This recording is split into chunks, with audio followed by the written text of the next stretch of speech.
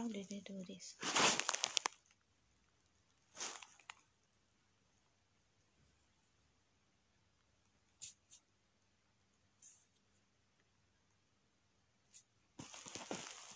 Hi.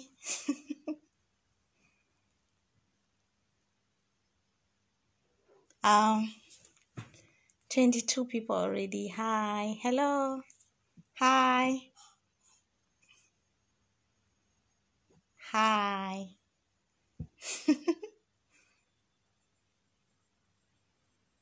Yeah, I can see you. Armstrong, Lepsia, Bonda, Yilu, hello, Noel, Ewang, Raphael, already 138 people. Tita, I can see you. Hello. So this is my official Facebook page. I don't know whether those who are running the fake ones would automatically copy what we are doing now to send on to the other pages. I don't know. Hi. It's so strange. It's for the first time. I'm so glad to meet you all. Mercy, John, it took care. I can see you are Renaissance. Claudia. Hi.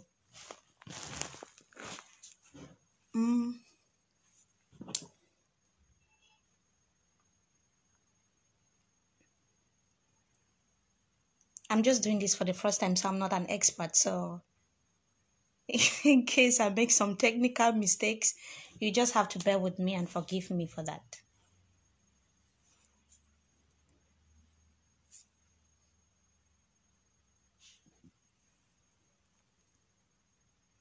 Hi. Hello. Thank you. Watching from Chicago. Okay. My Bali princess. Nancy. Prince Hansen is here. I can see you. All right.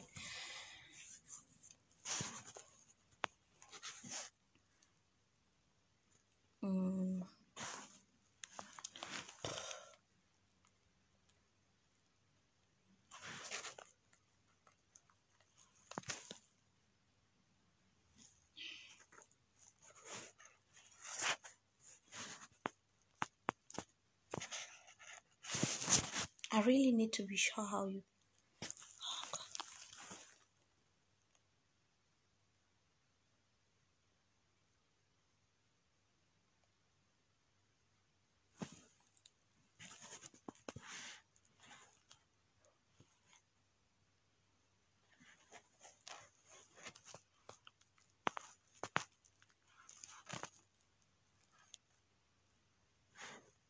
Hi. Hello. Good day, everybody, ladies and gentlemen. Thank you so much for being with us. We are going to kick off right away. I believe that Atia Tilarius, the acting editor of the Sun newspaper, should already be on standby. For Hansen Chanji should as well be there already. So that we can kick off immediately. I think this is the first time that I'm coming on my page officially to since I left prison. That was in November 2018. After what happened. I want to seize this opportunity to thank each and every Cameroonian who stood up to advocate for press freedom. All those who stood for me and were supporting me while I was in prison, even since I received a convocation to appear before the Gendarmerie Legion in Douala. I want to thank Cameroonians at home and abroad. I want to thank those from the English-speaking regions of Cameroon for the mobilization and everything, Cameroonians in the diaspora. I want to thank the entire press community in Cameroon. They stood up as one man to fight against injustice. I want to seize this opportunity to equally thank SNGC, the Syndicate of Cameroonian Journalists that has been working tirelessly to advocate for press freedom in Cameroon. I equally want to thank the Cameroon Association of English-Speaking Journalists led by Moki Charles Linonge Kamasech. Thank you so much. Thank you, Cameroonians, all those who even contributed financially, economically, even psychologically for my release. I want to thank you so much.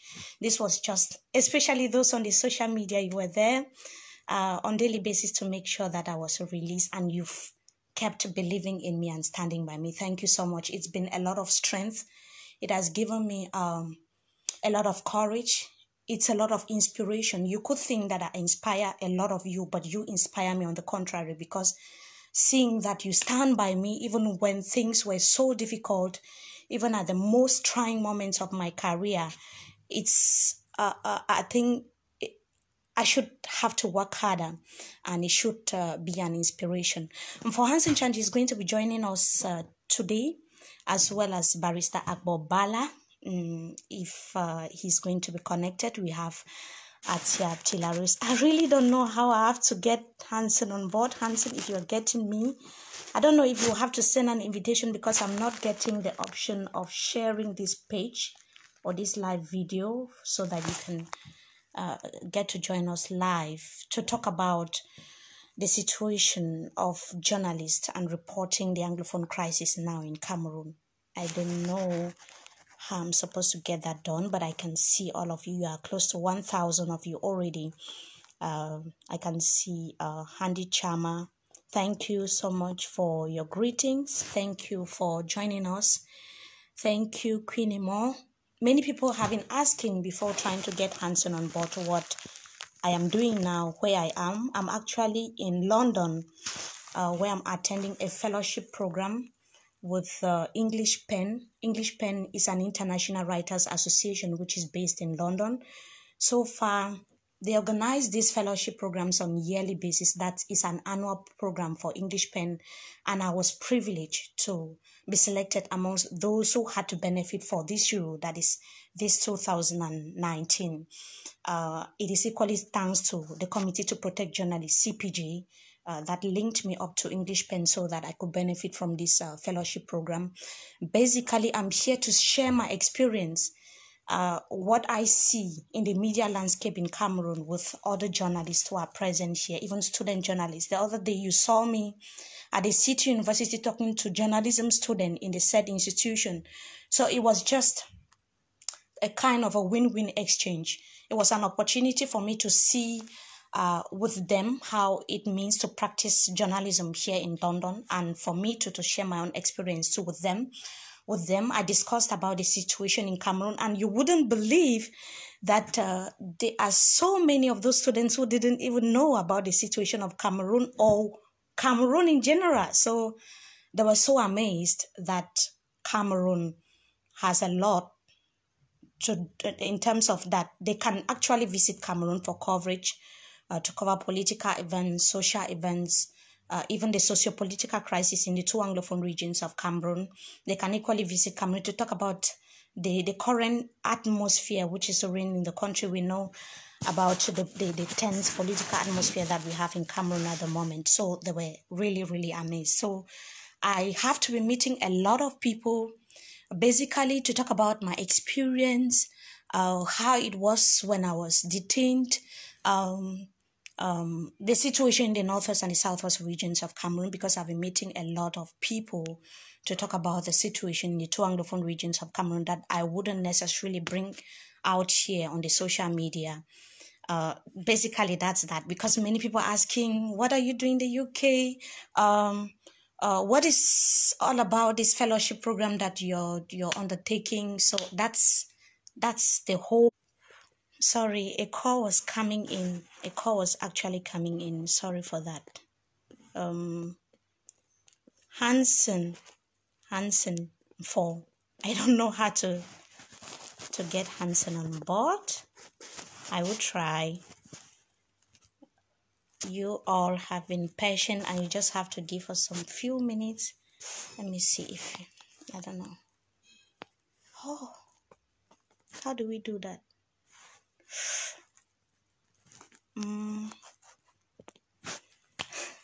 How do we get people on board?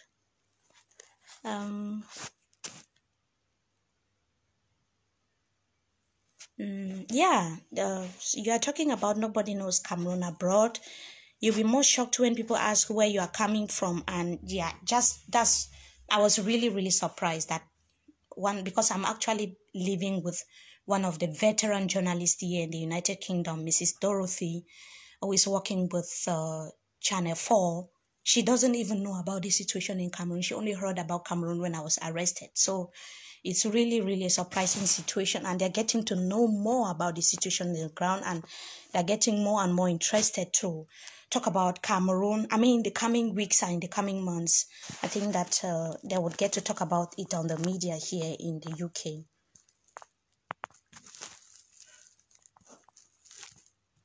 Hans, okay. Oh.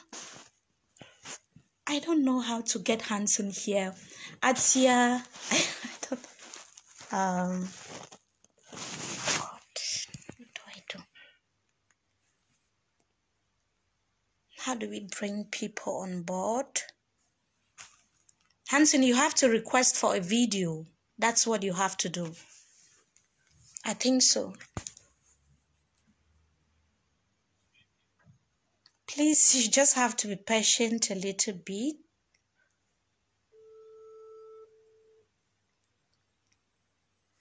Okay. Click on my comment. I have, but I'm only seeing like and reply.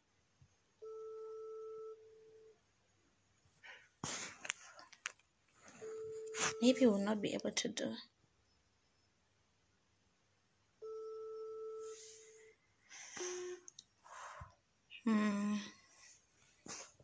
It might be difficult to get. Is it the phone that is the problem?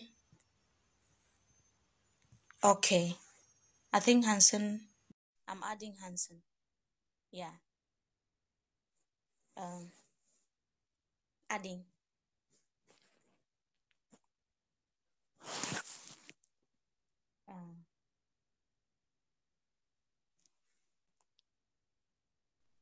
It's adding Hanson. Okay. Hanson is already there. Hello. Hi. Hi, Hanson. How are you? It took you A so lot of long. people are watching and we are so amazed that they have spared time. I know time is very precious wherever you are, but they have been able to wait for us to come on board so that we can get to talk about Cameroon, what is happening in Cameroon, what is happening in the two Anglophone regions of Cameroon.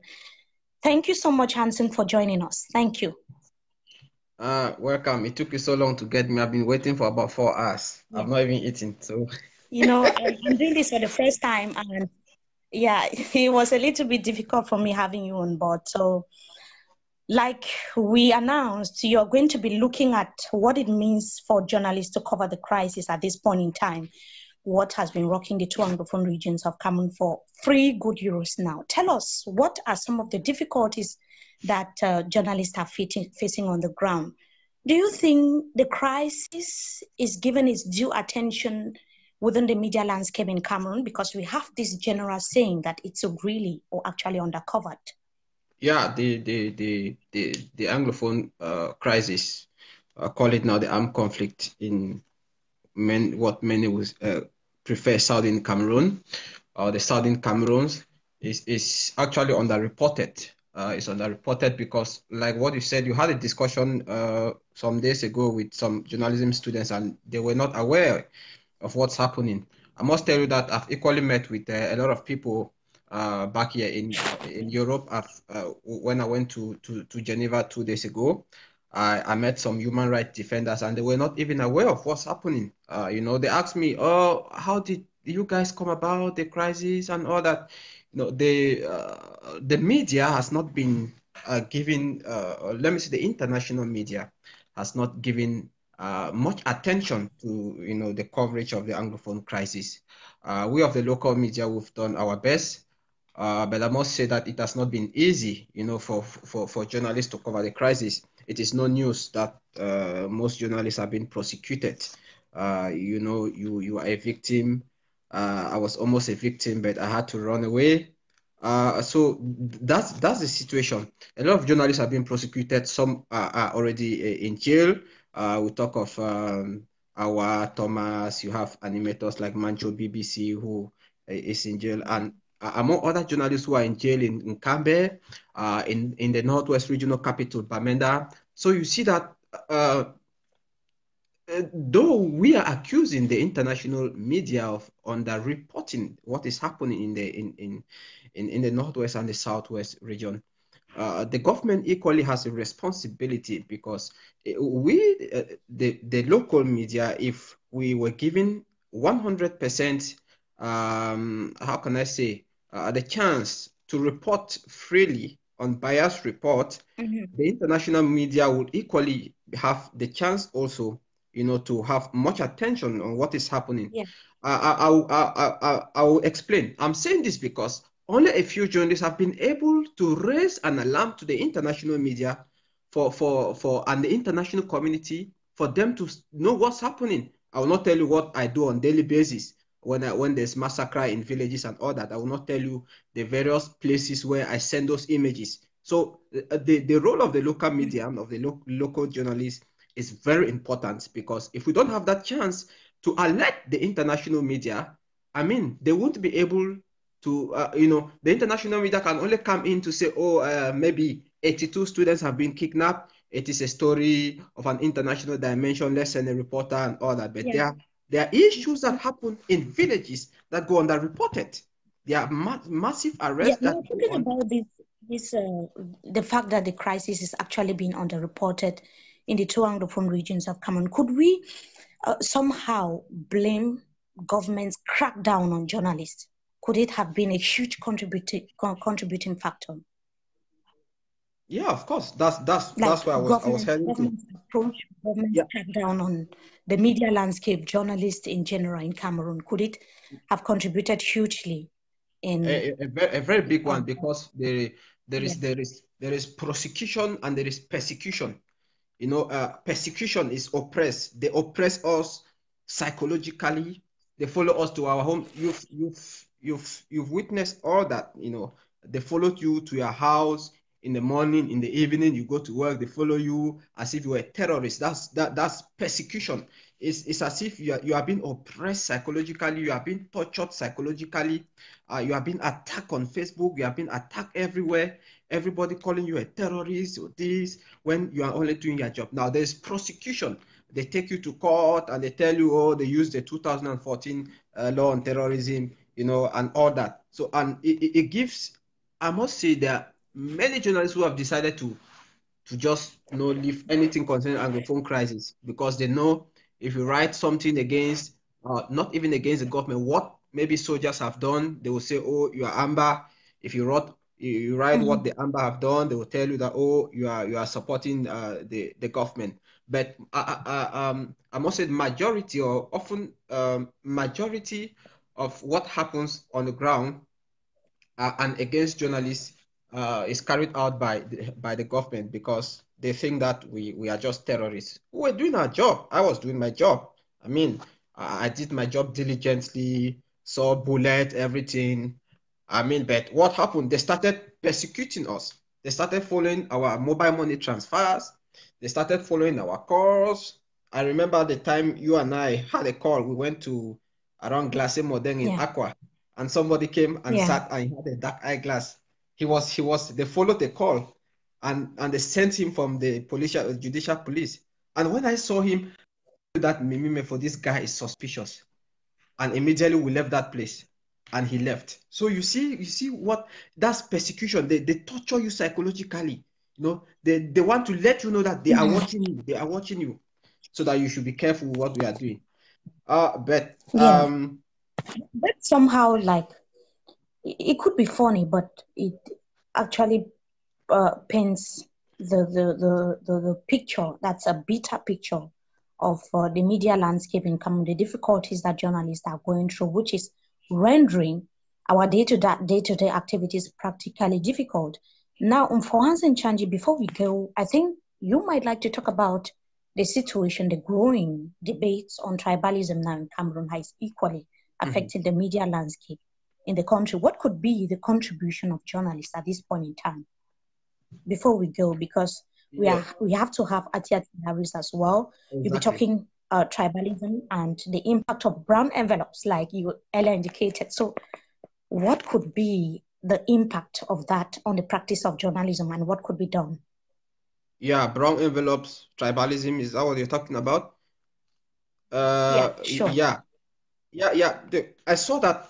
I saw a paradigm shift in practicing genuine journalism to practicing gumbo journalism in this during the in this Anglophone crisis as well as the presidential elections. I mean, I saw how about 15 media newspapers are pro-government. They write trash against Maurice Kamto. They write about, they attack him from left to right. And you see that these are newspapers that you just see that, oh, envelopes, envelopes, you see brown envelopes everywhere. Each time you read, an article, you see brown envelopes everywhere. And I must say, some of us have stood our grounds, and we've stood our grounds even in poverty to deny such brown envelopes. We've stood our grounds not to knock doors and say, oh, I have this story, what can I do? Can you give me this? This is killing journalism in Cameroon. A lot. It's killing journalism in Cameroon. And it's dividing the nation. You see now, newspaper reporters are agents now circulating hate speeches. Because when this village has a newspaper, the person writes against this administrator, this other village has a newspaper, write again. It is a total cacophony what is happening in Mefor. And I just believe that the journalists are going to come back to their senses and definitely move to the right direction to know that you're not supposed to propagate such things. We know we have been accused of propagating separatist ideas and propaganda and all that. Some of us, like me, I'm a peace journalism trainer. And a peace journalism trainer does not mean that it's somebody who stands and say, oh, let there be peace. No, we go above the usual narrative. Peace journalism trainer will go above the usual narrative. We look at what caused the problem. What is the root cause of this problem? And I bet you if I want to look at the root cause of the Anglophone crisis, the government will call me terrorist, because I'll bring out facts that the government will say, oh, these things are just, you are propagating hate speeches and all that. So that's it. Thank you so much for Hansen Chanji for joining us. We have a very short time with our viewers, our followers who have been there, as I think since morning that we announced that we're going to be live with them. Atia Tilarus is already on standby. Hansen 4. Okay. Thank you so much. And I seize this opportunity to thank you for always having my back. You are brother, you are everything. Thank you so much, and may God bless you. Atia Tilarus is already on standby, and certainly is going to be telling us about some of the problems that journalists are facing, what it actually means to practice as a journalist in Cameroon. Atia, I think you have to request for a video, if I'm not mistaken. You have to I think he has to request. Yes. Because comment, but there is not possible. It's not possible for me to get him on board. Atia, okay. Atia, you have to request for a video. Atia, can you please request for a video? We have to be very brief. People, they have to spend a lot of money just to have data, especially in Cameroon, and I really understand that. We are waiting for Atia. Barrister Bobala could be busy because he told me he was traveling to Lomé, so he could be out of the network. I'm also trying to get to him to see how possible he could come on board to tell us about the arrest. Acha is once again here. Let me see if I can succeed this time. I think in just a few seconds. Thank you so much. Hello, Atia. Hello. Hello. Hello, Mimi. Good afternoon. We are so glad to have you. The pleasure is mine. It's a privilege. Yeah, the privilege is ours as well. The acting editor of the Sun newspaper, which has been reporting about the situation in the two Anglophone regions of Cameroon since it escalated. You've been doing a marvelous job, but it should be difficult for you, Atia, because you are one of those journalists who to be persecuted, like for Hansen Chanji was saying, persecuted as well. You had to spend several months, close to a year behind bars. Tell us what it means actually to practice journalism in the Anglophone region of Cameroon. It's a very difficult thing to practice journalism at this age in Cameroon, particularly the northwest and southwest regions. We are having this conversation exactly 2 years after the day I was arrested on the 9th of February 2017. And I spent 204 days in detention in Yaoundé.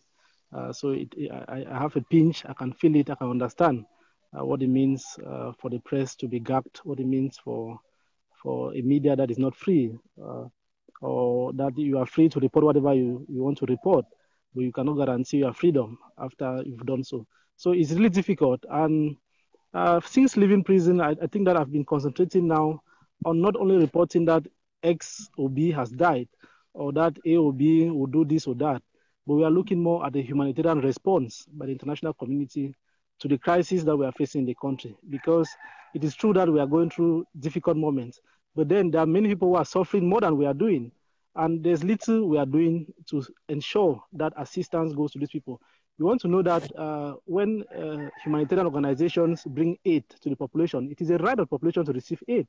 It is their right to be assisted. It is their right to receive medical care, to receive food, supplies, water,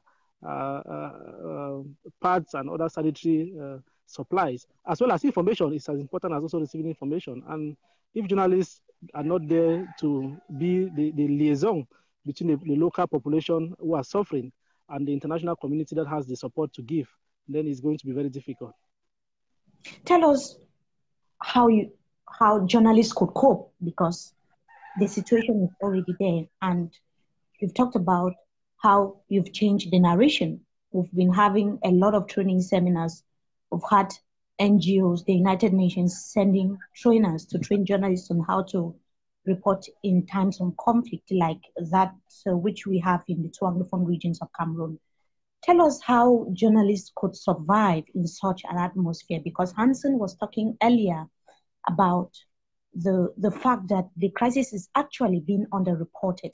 How could journalists survive in this hostile environment where you are scared that if you report about certain atrocities being committed on the ground, it could be targeted, maybe possibly by the government or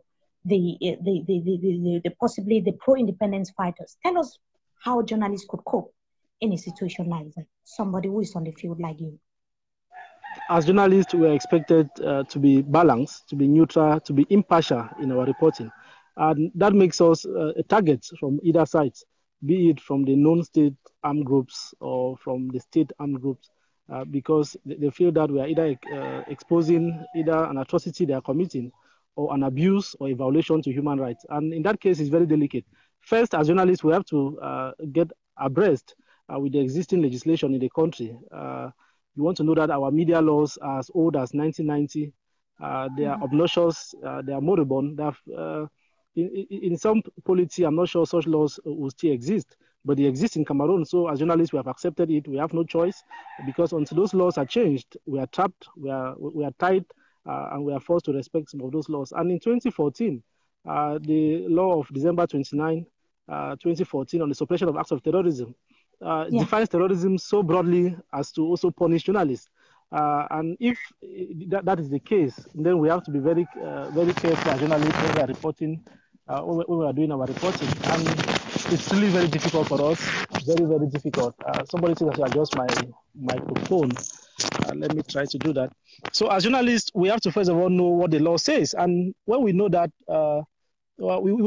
we work in respect of the laws. For now, like I said, we have no choice. We have to respect the laws of the land, but also we have to respect the right of the population to information, and their right to also to receive humanitarian support, their right to receive care in times of crisis, because it is true that journalists cannot solve this crisis. But what we can do is to draw the attention of those who can solve the crisis, to solve the crisis, to draw the attention of those who can provide support to the suffering masses, to provide the support that is needed. The population is not, because they are in need of aid, does not mean they are beggars. It is their right in times of crisis to receive assistance from government, from humanitarian organizations, and every other party that is supposed to provide the aid. And journalists, when I see people writing that, oh, the aid that government is giving is poisoned, oh, the aid that is coming from humanitarian groups have been poisoned, and all of that, I think it's a very bad precedent. And that is what we are struggling to fight. We try to let the population know that even though fighting is going on, they have to live, they have to survive. Even if it is dialogue that will end the war, or it is some independence like other people think that will end the war.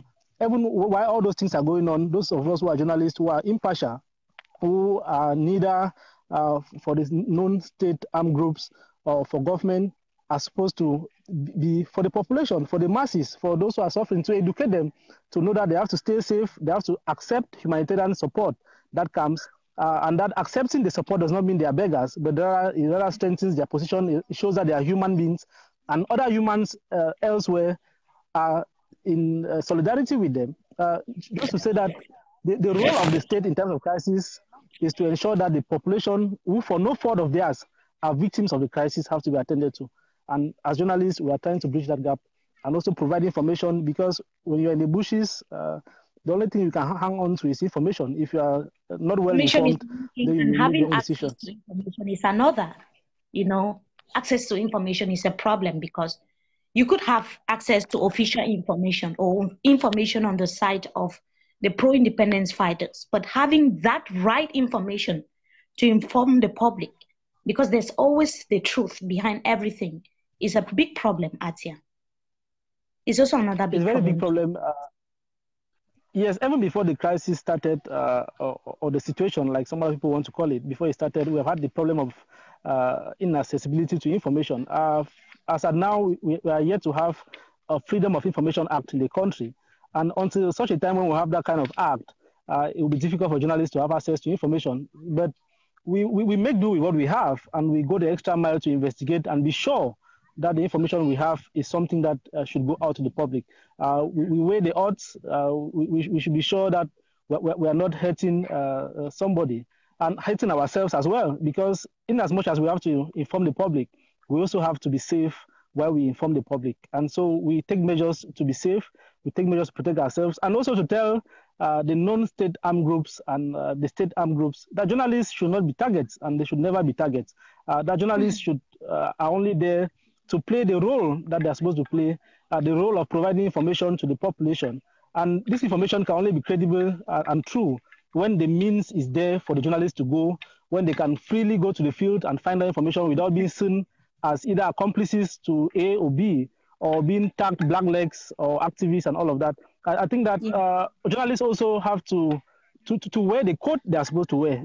We cannot at one point be journalists and another point be activists or advocates. I'm not sure it's possible. Yeah. Now, Atia, before we go, Barrister Bobala, certainly would have him in possibly our subsequent editions of the live shows. If need be, I want to find out from you what is really, really certain is that the crisis is really underreported, because there are a lot of human violations, humanitarian crisis on the ground, because there is no accessibility, the security problems for journalists to go into those interior localities to do findings. I should say that it's very, very difficult for this crisis to be reported the way it was supposed to be, right? I think there are so many because yeah, it is difficult because we have not had guarantees from either parties in what is going on. Where the non-state armed groups have not given assurances that okay, if you go to the field, you will not be attacked. Something bad will not happen to you. Neither has the state given assurances that if journalists go to the field, nothing bad will happen to them. So in that case, journalists find it difficult, because in as much as you have to inform the masses, you also have to live a life to tell the story. When you go to the field to get information, you must be able to be alive to pass on the information to the masses. If not, and then you'll be unable to inform the people. So that's the problem journalists are facing in the country. And I think that humanitarian groups, those who are charged with solving crises like this one, I think it's about time they do something for us to come out of this situation in which we find ourselves. Yeah, thank you so much, Atia Tilarius. You have been marvelous. Thank you, most especially for your time. We are together, Atia. Of course, you know. Thank you. The pleasure is mine. Thank you. You are being watched by close to 2,000 people. I think you should just greet them. They have been there waiting since morning. Well, I want to greet the audience and thank them for taking off time to follow us, and also thank all those who prayed for me while I was in detention. I'm sure their prayers, the support, and the advocacy they did played a very huge role in our release. And I want to tell them that they should not stop. They should not stop seeking ways towards peace, seeking ways towards a return to normalcy, seeking ways towards an end to all what is happening, so that the population can once more live decent lives, so that once more we can live like human beings in our own country. Thank you so much, Atia. See you. To those who have been here waiting since morning, like I indicated, we were supposed to normally have Bobala, the barrister, who would probably be joining us maybe subsequently. He was supposed to talk about the arrest and detention of Njongwan Emmeline, the lady who allegedly filmed human rights violation that was in Boya. This week, she was arrested and she's been detained. According to the Center for Human Rights and Democracy, she's been asked to pay a huge sum of money to regain her freedom. Certainly, she was supposed to look at the whether it is actually an offense and how the center has gone so far with its findings, and what it means filming a video. Like, is it illegal what Emmeline actually did, and the chances for her getting her freedom?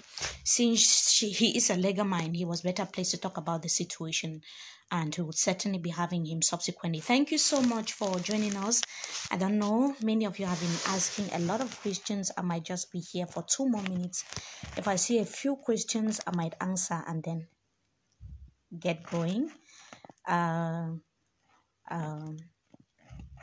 Some journalists must have okay, no questions. I think I would be leaving you. No questions so far. No questions so far. Maybe okay, actually I talked about the need for the situation on the ground to return to normalcy in the 2 Anglophone regions of Cameroon. I don't think the situation can return to normal without more of international pressure and the international media getting to talk more about the situation in the 2 Anglophone regions of Cameroon. It doesn't suffice coming on the social media talking about the Anglophone crisis. I don't think it will be enough for the local media, which has been doing enough about the Anglophone crisis, to keep talking about it. I think we have the United Nations that could react. We have some world leaders. We have the media out of Cameroon, which has to draw the attention of the world that, look, this is a humanitarian situation. This was a problem or a crisis that has almost become a civil war. We have close to 1 million people displaced in the 2 Anglophone regions of Cameroon, hundreds of thousands in bushes. We have a good number of them in neighboring Nigeria seeking refuge. How homes are divided. We have hundreds of lives lost. I mean, hundreds of thousands of people who have died so far. And I don't think that we have accurate figures so far from human rights defenders who have been carrying out investigations on killings, on destructions in the 2 Anglophone regions of Cameroon. There is need, as Atia Tilarus was indicating, it's difficult for journalists, like for those who have been carrying out findings, to go on the ground to see what's happening and get the facts and figures, the exact facts and figures of the consequences of the current Anglophone crisis. So there is need for the crisis to come to an end. We have several people displaced, like I indicated. We have more than 300 villages burned down to ashes in the 2 Anglophone regions of Cameroon, and apportioning blame is no longer the solution now. There is need for the people to have peace in the 2 Anglophone regions of the country. There is need for the people to live their lives normally. Homes have been divided, and there is equally need for the government to do something about this situation. The government has been taking a lot of military action. There is need for concrete solutions to the Anglophone crisis, and I think it can only be inclusive dialogue. Thank you so much once again, ladies and gentlemen, for joining us. Do you know that tomorrow is Ghost Town in Cameroon? Yeah, certainly I'm following happenings on the ground. Do you feel secured as a journalist? Yes, of course. I feel secured as a journalist in Cameroon, whether I'm in Cameroon or out of Cameroon. But we don't know how far we can be secured, but I feel secured as a journalist, whether I'm in Cameroon, my country, or out of the country. Thank you so much. Bye. You've been wonderful. We can't stay the whole day talking, but I love you so much. And this is my official Facebook page. I didn't create any other page than this one. Thank you. Bye. How do we end?